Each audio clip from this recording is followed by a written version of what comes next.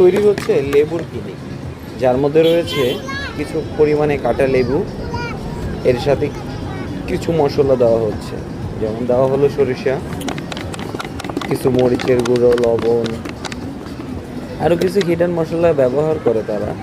সব কিছু মিলিয়ে মিক্স করে তৈরি করা হবে লেবু মাখা, যার নাম অনেকে বলে লেবু। সব জায়গায় দেখেন মাখাটা কেমন হয়, তারপরে বোঝা যাবে খেতে কেমন লাগবে।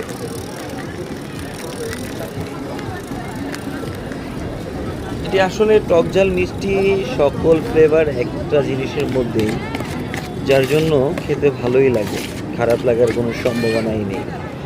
এই দেখেন মাখার সাথে সাথে আশেপাশে যারা দাঁড়িয়ে আছে অলরেডি সবারই কিন্তু জিভে পানি চলে এসেছে, এত সুন্দর করে এটি মাখতেছে যে মাখার পরের